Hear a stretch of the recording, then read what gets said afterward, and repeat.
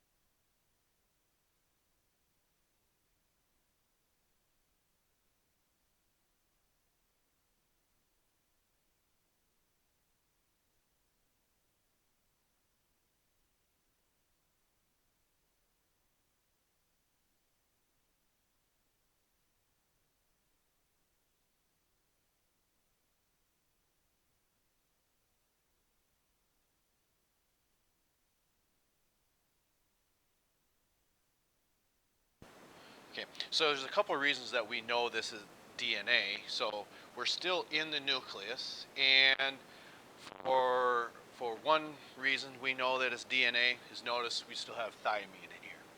That's one reason. It's a double helix that we see here and here. That's another reason that we would see that. And also this enzyme that breaks these hydrogen bonds apart, we know also takes place in that of the nucleus. So those are some examples that we know that this is DNA and not RNA. And as we look at this, okay, we have a double helix. This is called a replication fork. I think that we had called it perhaps an alligator mouth or something to that example, where we see this opening up in this replication fork. And these pink dots, I don't know if you can see them on, you can see them but not necessarily noticing that they are pink. But these are the hydrogen bonds that then get broke apart by, again, D and a helicase. So if you just want to say helicase, that's fine, because there is only one enzyme that works in the replication process that breaks these hydrogen bonds in this replication fork. Okay? So it's important to note what nucleotides, these are individual nucleotides that bond with whichever it pairs up with. So we know that, so I'm trying to pick a color that you probably be able to see, and I know you can see the black, but I try to separate them as much as possible. So we'll go ahead and try this one. It's a different type of blue. So we know that thymine, it's adenine that bonds to that. Yeah, you can see that. Adenine bonds to thymine, of course, cytosine and guanine right here. And notice this enzyme is starting to break these hydrogen bonds apart in this replication fork. Here it has not broken apart. These are still hydrogen bonds that are holding these nucleotides together. So here we have some cytosine, guanine, thymine, adenine, and adenine. I guess maybe this marker isn't working as well as I had hoped. Let's see here what else we have.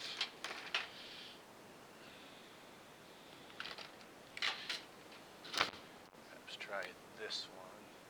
If we were to wrap this up again, that after the helicase enzyme has broken this, that we would have, of course, what we call DNA polymerase that would seal that back together. So this process is replication that we see taking place inside that of the nucleus again.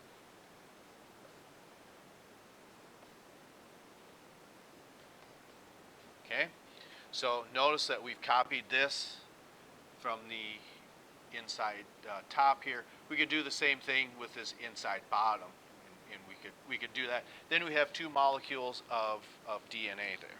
Okay, so again, we know that this is DNA because it says it here with the helicase. We've got thymine, and that it's a double helix. Okay, and that helicase enzyme breaks these hydrogen bonds. But what other processes take place in the nucleus? Well, for that, one of them we called transcription. That is the idea of a scribe actually reading what's actually encoded in the information or the directions of that of the nucleus.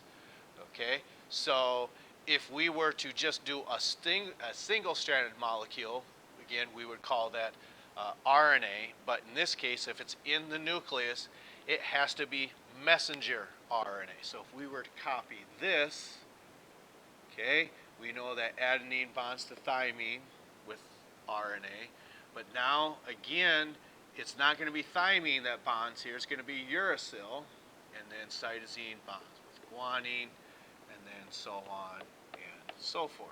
This is, of course, cytosine, guanine, again, not thymine, but rather uracil and adenine and adenine. Now, since this uracil is present, we know that this is RNA, and it's single-stranded. Okay, this is still taking place in the nucleus, and since it's reading the DNA, we know that it's messenger RNA. And when it comes to messenger RNA, these three letter groupings we had referred to before as codons. Okay, on messenger RNA, we've got codons, and its process to do in transcription is to read the directions of the DNA.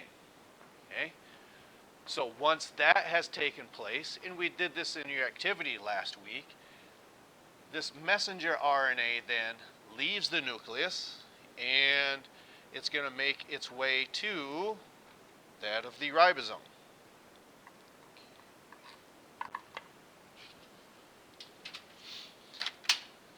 So then that's where we see this third molecule of RNA, which is transfer RNA. So if we have A, U, G, C, C, G, UAA, okay, again, these 3-letter base pairings are codons. And we're at the ribosome now, because these are going to have the directions to start assembling our amino acids. And again, our amino acids are the building blocks of proteins. And that's why we call this entire process protein synthesis.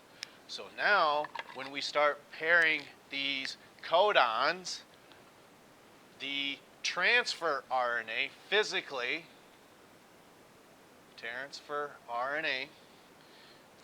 picks up these structures and puts them in the order that the directions came from.